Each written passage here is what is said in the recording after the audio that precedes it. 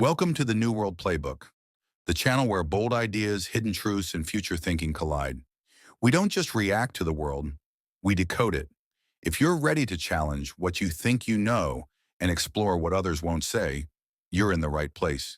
Tap subscribe so you don't miss what comes next.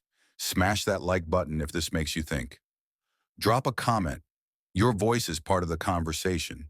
And if this message hit home, share it with someone who's ready to see the world differently. Somewhere in the Congo, a child climbs into a deep pit to dig up cobalt so the world can have smartphones and electric cars. In Ghana, a farmer harvests cocoa for a chocolate bar he'll never taste, paid pennies for a crop worth billions. In financial centers half a world away, quiet decisions are made that will shape whether a nation thrives or struggles, without that nation at the table. This isn't a glitch in the system. This is the system. Exploitation and economic control are how the world works, and how it's always worked. From conquest and slavery to trade agreements and corporate power, there's a through line. One where wealth travels upward and power concentrates in the hands of the few. Today we follow that thread and unravel it. We live in a time of staggering wealth. Global markets grow, billionaires rise, technology connects the world in real time, and yet billions of people still struggle to survive, still fight for food, still live without clean water, basic medicine, or safe housing. This isn't just about poverty, this is about design. Global inequality isn't accidental. It's built, maintained, and defended. The foundation of that inequality is exploitation, and the engine that drives it is economic control. It began centuries ago, but it's far from over.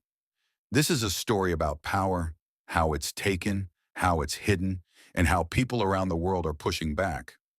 Long before colonizers arrived, the lands we now call the Global South were not empty or lost. Africa had powerful kingdoms. The Americas had complex civilizations. Asia had empires, innovation, and trade routes that stretched across the world. But then came the ships, the guns, the flags, and the hunger for land, gold, labor, and control. Slavery wasn't just about stolen people. It was about stolen generations. Human lives were reduced to profit margins. Bodies became property. The wealth built on those backs, plantations, ports, entire cities, still shapes global economies today. Later, when Europe turned its attention more fully to Africa and Asia, it wasn't just conquest, it was division, calculation, and greed. At meetings like the Berlin Conference, European powers carved up an entire continent with rulers and pens. No Africans were invited, no voices heard, just lines on a map drawn for someone else's benefit. Colonial economies weren't built to help local people. They were built to extract from them. Railroads led from mines to ports, not from villages to schools. Crops grown weren't for feeding families, but for feeding empire. Colonization wasn't just occupation, it was restructuring. Entire societies were reorganized to serve the needs of distant rulers. And when independence movements rose up and flags came down, many believed it was over. It wasn't. The shift to economic control. After political independence, a new kind of control took shape. More subtle, more technical, but just as powerful. New governments, many left underdeveloped and in crisis, turned to global financial institutions for support. The support came with strings attached. Institutions like the IMF and the World Bank offered loans, but the conditions were harsh. Countries were told to cut public spending, privatize water and electricity, sell off national industries, open markets to foreign competition, remove protections for local farmers, workers, and businesses. The results were devastating. Hospitals and schools closed. Prices rose. Jobs vanished. Local economies collapsed under the pressure of a global economy they couldn't compete in. Generations were lost to a system they didn't create, and all the while debts grew. Many nations are still repaying loans that did more harm than good, often to the same powers that once colonized them. It's a cycle that traps countries, not just in poverty, but in powerlessness. How exploitation works today. Today, the tools of control look different. They wear suits instead of uniforms. They operate through contracts, not armies. Multinational corporations play a huge role. In places like the Congo, companies extract minerals like cobalt, crucial to modern technology. But the profits don't stay in the Congo. They go back to company headquarters in Europe, China, or America. Meanwhile, local communities suffer pollution, displacement, and violence. In West Africa, cocoa is king, but the farmers who grow it are some of the poorest.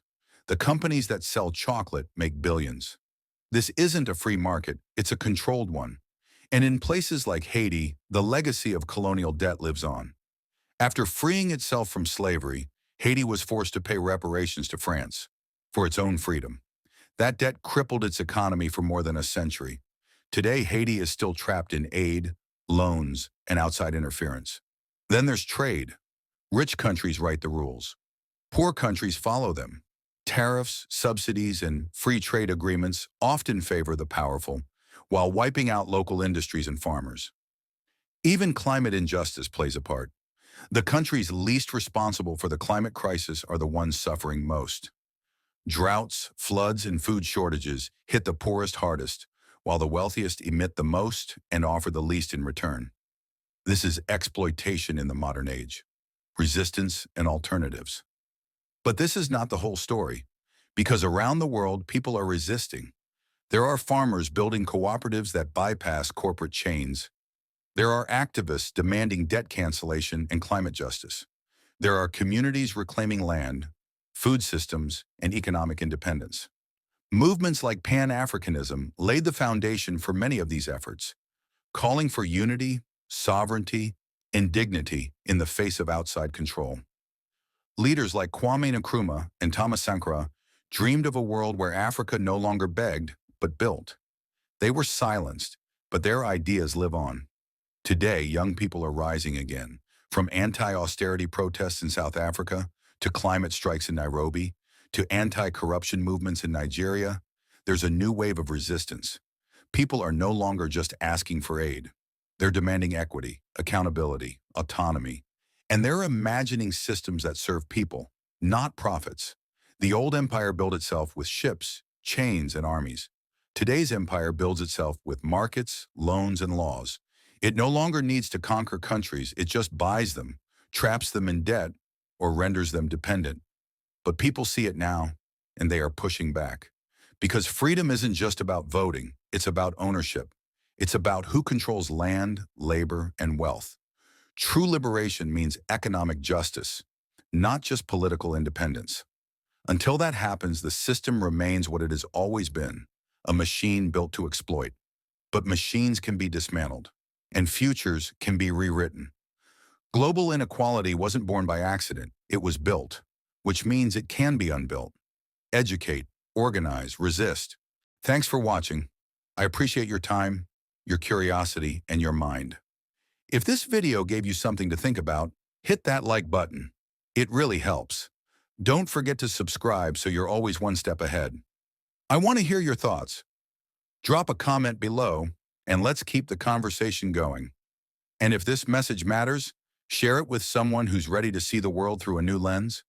Until next time, stay curious, stay aware, and keep rewriting the playbook.